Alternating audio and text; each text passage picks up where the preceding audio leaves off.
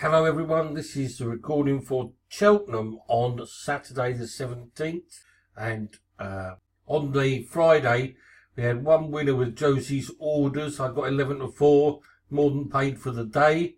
The other two both finished second, they both ran well. They just ran into one that was better on the day, unfortunately. It's a bit of a shame. Station master, he actually loomed up 2 out and it looked like the winner. He went 1.5, that's 2-1 on in running.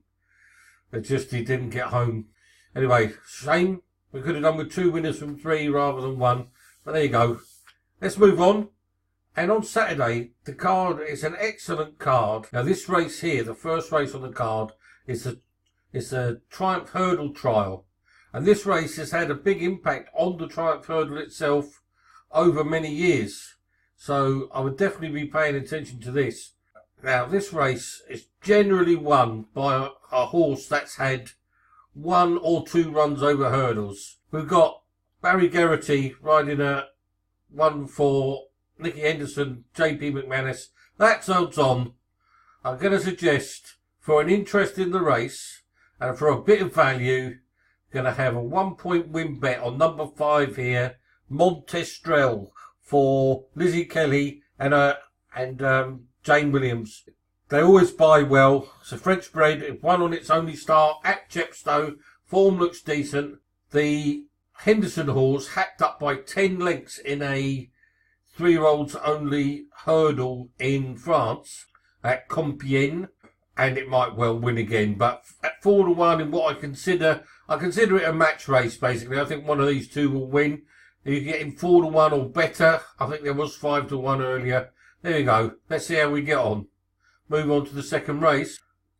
I'm actually in this 1:15. It's a fantastic 3-mile novices chase. It's a Class 2 race, and there's some nice horses in here, like the World's End and Minella Awards. They were both around 150 or more over hurdles. You've got Ibis du Reur, who Paul Nicholls keeps telling everyone is going to be a superstar.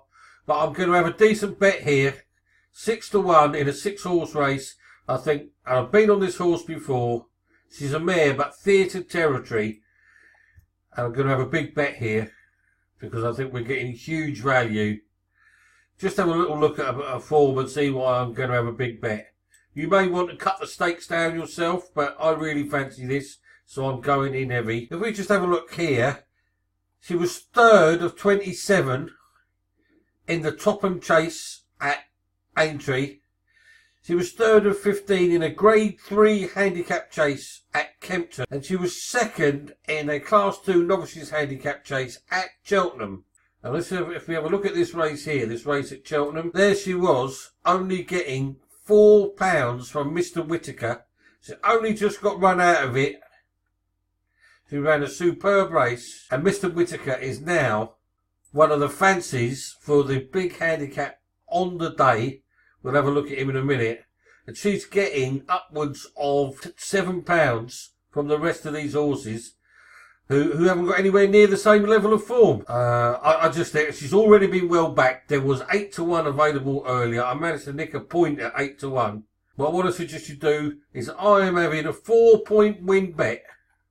1:15. If this goes in, it pays for the day. This is the bet of the day for me. Theatre territory.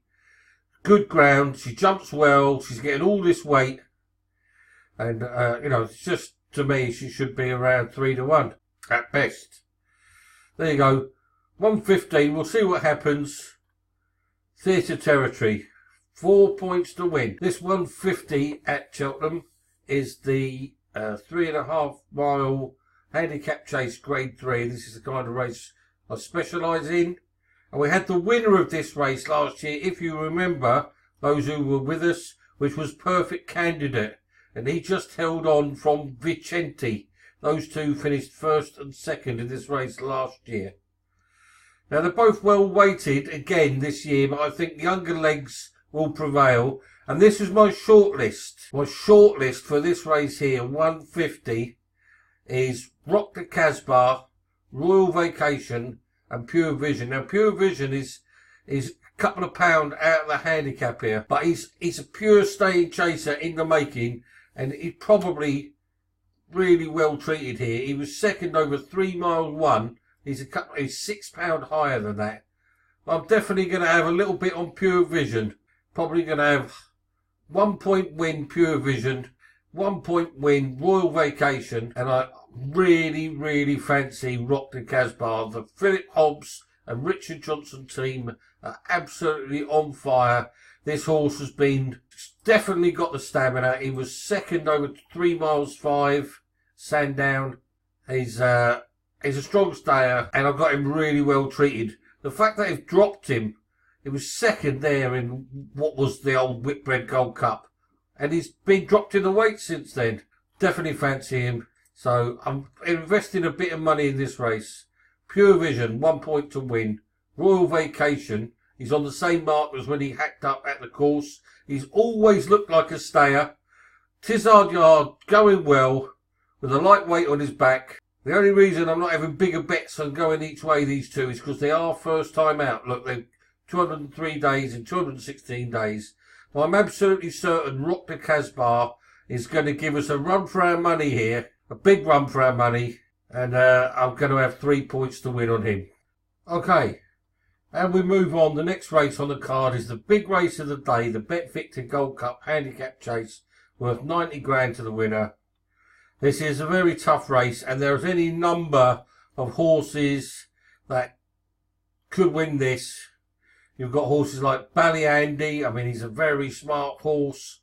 Down off a mark of 137. He looks very well treated. This horse here, King Socks, the Pipe Yard, got a fantastic record. He's had a wind up and is tongue-tied for the first time. He ran a very nice race, went 5th at Cheltenham at the festival.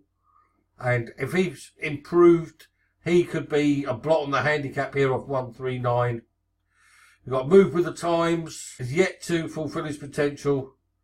Still waiting to see what they're going to do with him. Barry Geraghty doing 10 stone 5, which is a lightweight for him. Lots of people fancy Calandra. I don't particularly myself. I'm dead against Rather Be and Mr. Whittaker.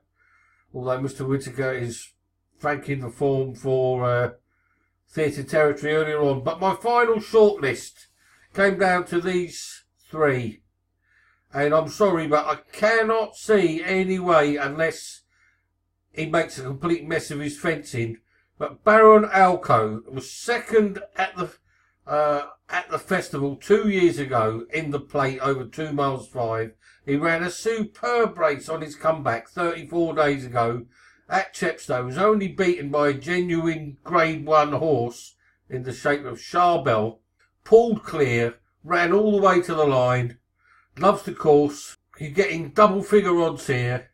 And what I'm going to suggest you do is have a decent 3 point each way Baron Alco. You've got 16.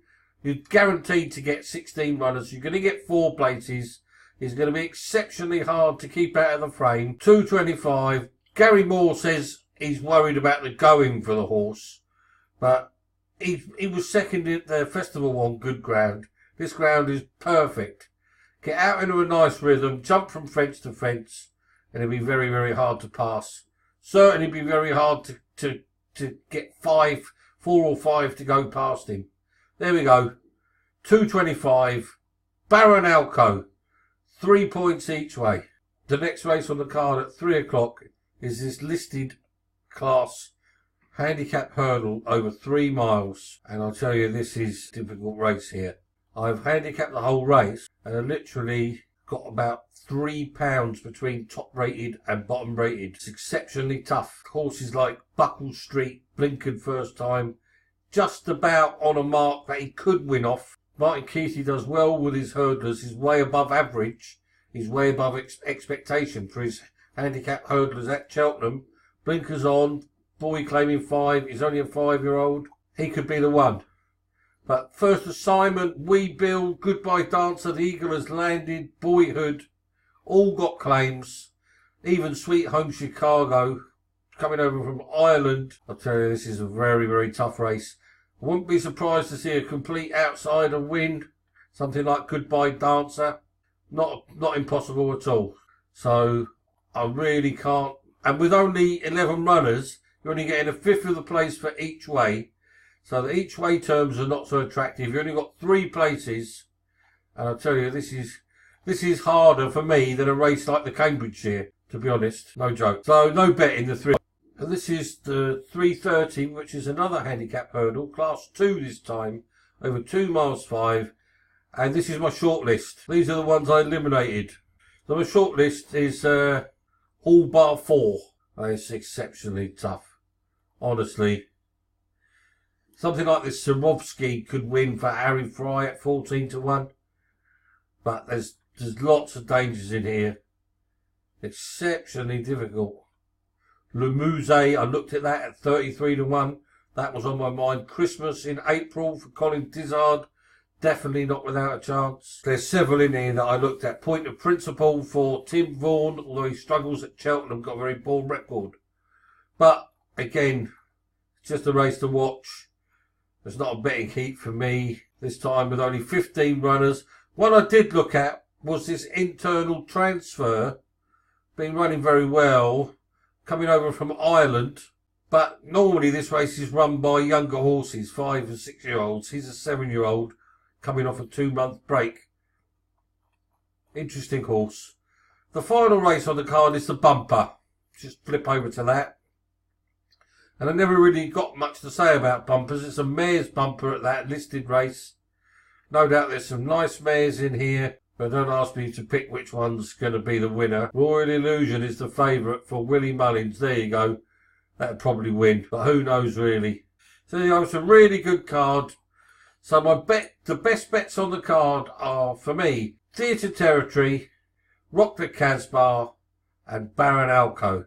And what I might do is have a little tiny each way Trixie on those 3. And have the savers on Royal Vacation and Pure Vision.